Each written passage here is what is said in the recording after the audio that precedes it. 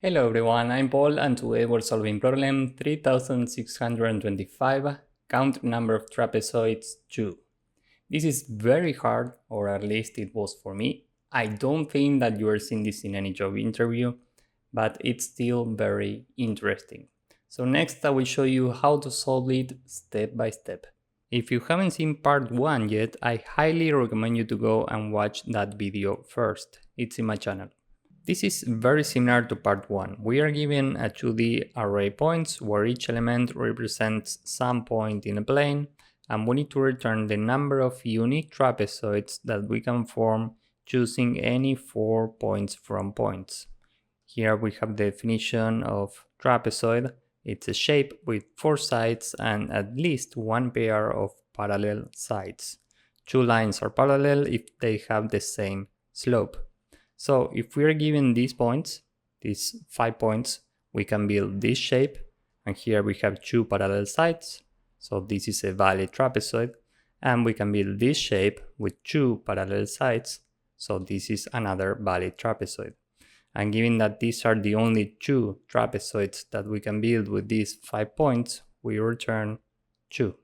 The first observation here is that we can have up to 500 points, and this is relatively small, meaning we can iterate every pair of points in n squared time complexity. So we can iterate these 2 points, then these 2, then these 2, and so on, then these 2, and so on.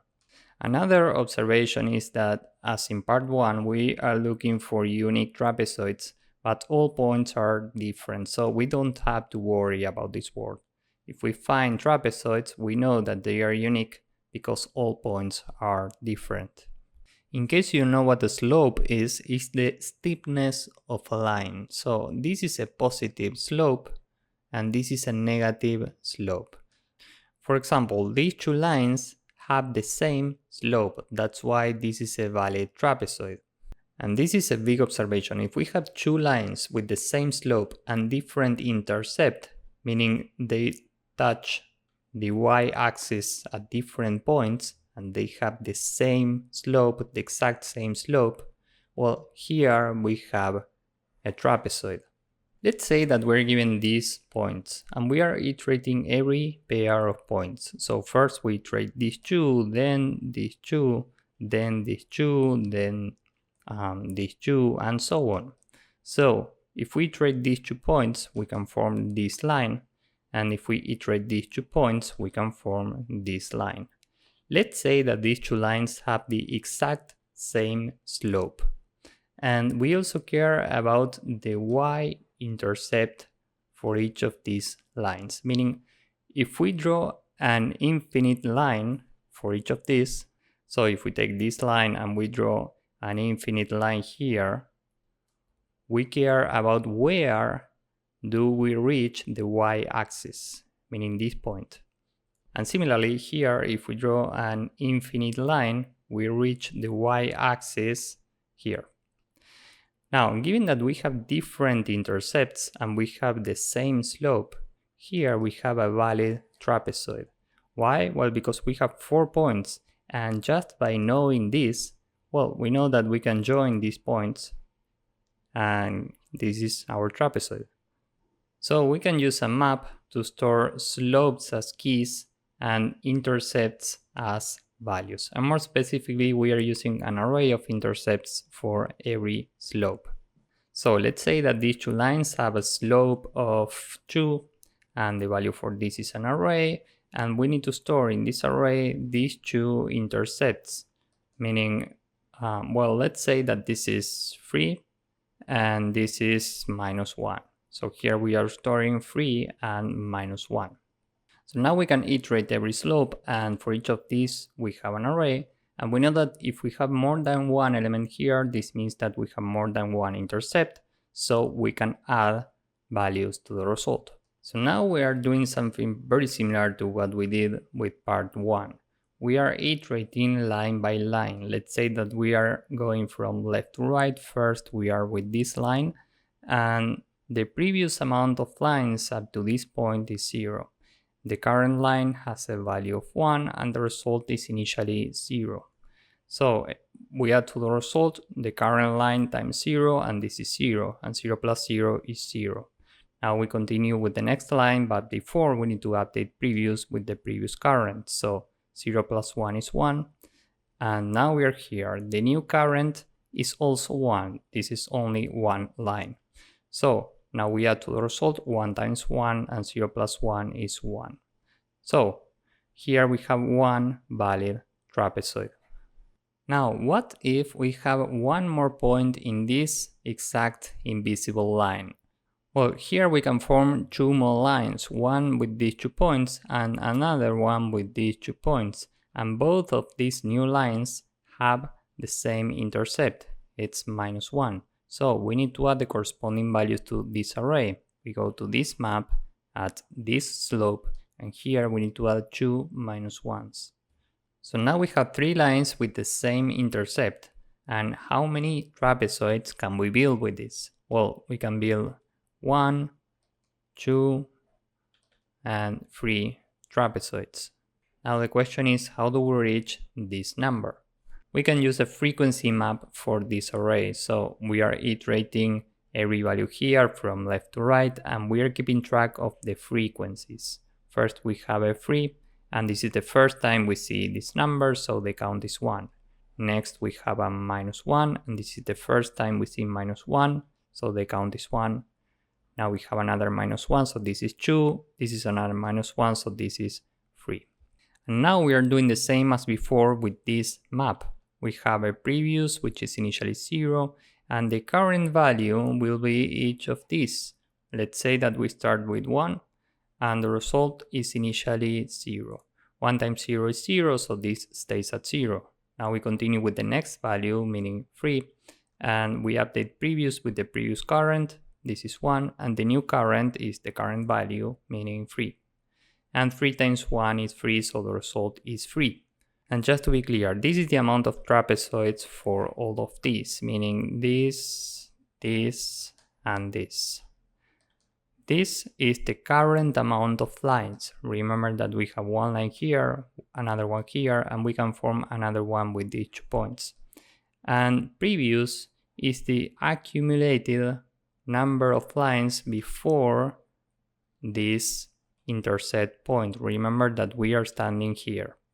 Before this, we have only one line, that's previous. Now this is fine, but we have one big problem, and that's why I think this is very hard. Now what if we have 2 lines with the exact same slope and the exact same size? We have 2 different intercept points, and this means that we have a parallelogram. And why is this a problem?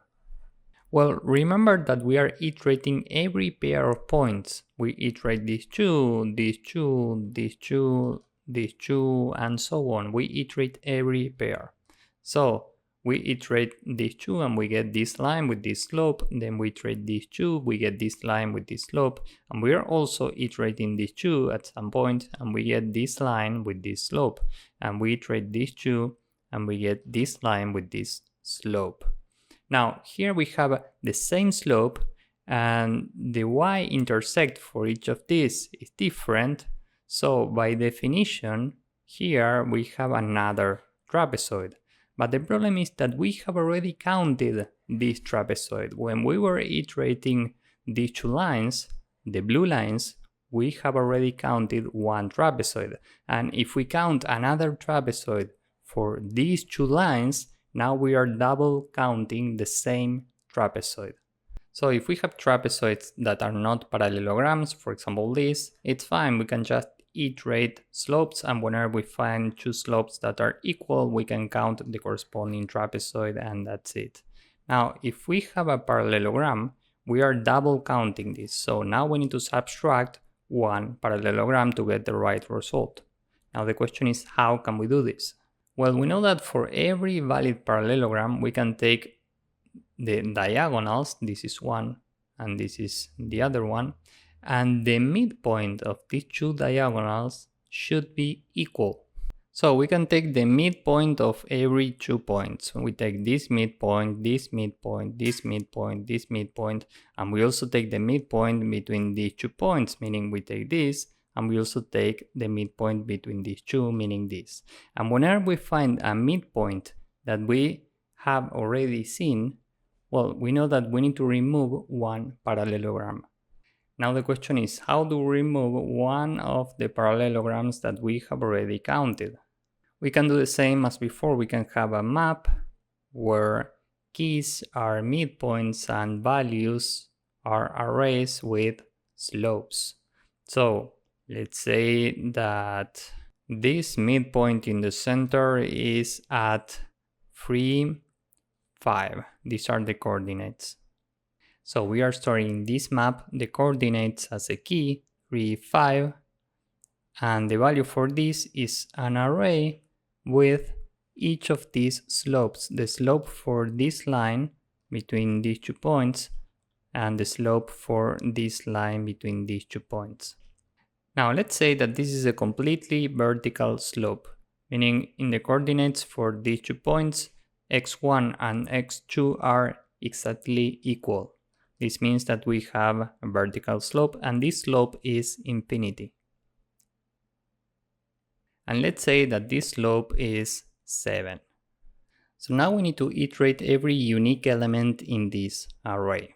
And we are doing something very similar as before. Previous is initially 0 and current is initially 1. We are iterating the first slope here, and we only have one infinity in this array. So the current value is 1. We are iterating this slope. And the result at this point is 2. Why 2? Well, because remember that before doing this, we had to iterate every slope. So first we iterate this slope, and here we have different intercept points. So after doing this, the result is 1. And then we iterate this slope, and here we have different intercept points also. So after doing this, the result is 2. These 2. So now we are double counting this parallelogram, and we need to subtract it. So we are doing basically the same, but instead of adding numbers to the result, we are subtracting values. So we do 2 minus 0 times 1, and 0 times anything is 0, so this stays at 0. Now we are iterating the next slope. Here we only have 1, 7, so previous is previous plus the previous current, meaning 1, and current is 1 because we only have 1, 7. We are iterating this slope. And now we need to subtract from the result 1 times 1, and this is 1. So now we have successfully removed one parallelogram, and we can return the result 1. And in case this isn't hard enough, you should also know these formulas, and especially these two. This is how to get the y-axis intercept, and this is how to get the slope. This is the general formula for a 2D line. So with all of this in mind, now let's go with the code, and hopefully you will get the idea. Here we want 2 maps, one that has slopes as keys and the values are arrays with y-intercept points. We'll call this s_i. This is a default dictionary with a default value of an empty array for every key. And we want another map with midpoints as keys and the values are arrays with slopes. This is a default dictionary with a default value of an empty array. Now n is the length of points, and we want to iterate every pair of points. So for I in range n, here we have x1, y1 is equal to points I. And for j in range from I plus 1 to n, here we have x2, y2 is equal to points j. And now we want to get the difference of x and the difference of y for our slope formula. So we'll call this dx dy. This is x2 minus x1 and y2 minus y1. Okay, so now we say if the difference of x is different from 0, we have at least 2 ways to do this. Let's go with option 1 because I think it's more intuitive. Next, I will show you the efficient option. So here we can say the slope is the difference of y divided the difference of x. This is in the formula that we saw a few seconds ago. Now, we know that y is equal to sx plus b. This is the general formula for a 2D line. So if we solve for b, we get that b is equal to y1 minus s times x1. And just to be clear, this is y-axis intercept. Okay, so now we say else, meaning if we have no difference in x, this means that the slope is infinity. So s is infinity, and we can't take y-axis intercept because the slope is infinity. The current line will never reach the y-axis. So what we are doing instead is we are taking the x-axis intercept, and this is just x1. Okay, so now we can store in s underscore I at s. Here we say dot append the current intercept point, and we want to get the midpoint of the current pair of points, and this should be x1 plus x2 divided by 2 and y1 plus y2 divided by 2, but we can reduce this to just a tuple with x1 plus x2 and y1 plus y2. We are doing this to avoid using division, and by doing this we are avoiding floats. So we are storing the midpoint times 2 actually, but this is still unique, so we can use this for our map. So now we can go to m underscore s, and the key for this is mid, and here we append the current slope. So now we have all the information we need to get the result. This is initially 0, and for intercepts in same slope in s underscore intercepts dot values, remember that each of these is an array, and first we check if the length of this array is 1, we can just continue. Else we can build a frequency map or a counter. In Python we can do this in one line with counter. We build the frequency map from the array, and now we say the accumulated value is initially 0. This is our previous value, and for every count in c.values, result plus equal accumulated times count, and accumulated plus equal count. So now we are almost done, but we haven't double counted parallelograms, so we need to subtract them from the result. Remember how we do this. We can say for slopes in same mid in m underscore s dot values. Now we are doing basically the same, but instead of adding we are subtracting values. So if the length of this is equal to 1, we just continue. Else we build a counter from this array, and now accumulated is initially 0, and for every count in c.values, result minus equal accumulated times count. So here we are subtracting instead of adding, and every time accumulated plus equal count. So finally, after all of this, we can return result. So this is a very long code. I hope it's right. Now let's submit this. Here I'm misspelling append, so let's fix this and try again. And now we get this error. We have a very large input and the result is slightly off. So we are missing something here, and this was intended. This is because of this part. Here we are getting the slope through a division, and then we are using this slope in another formula to get the y-axis intercept, and then we are using this slope as a key, and we are adding to the corresponding array b. So we are doing a lot of operations after doing a division. Then we are even building another frequency map because we do care about unique values in this array. So the problem here is that we start with a division, and then we use the result here for another formula, and this will reach to floating differences. That's why we are getting an error now. And now the question is, how can we solve this? Well, there are different solutions. One is we can use a Python class, which is fraction, and here we use parentheses.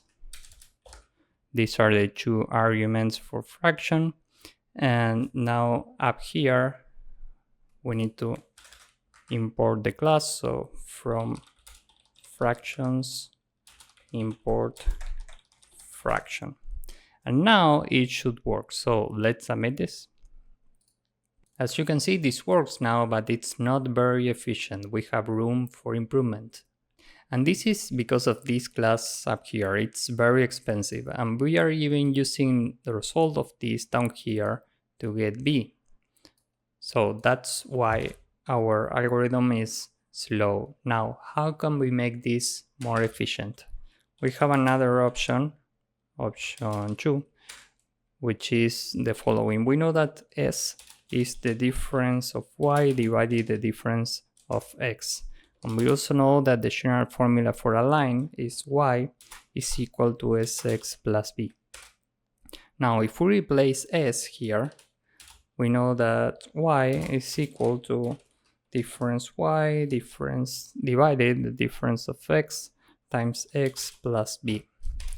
And if we solve for b, b is equal to y minus x times the difference for y divided the difference for x.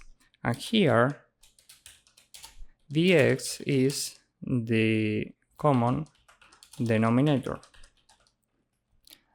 So by knowing this, we can say that b is y dx minus x dy, and we can divide this by dx. So we can get b like this, and by doing this we are avoiding the use of s in this formula. So now b is equal to y1 times dx minus x1 times dy divided by dx. So let's comment this part.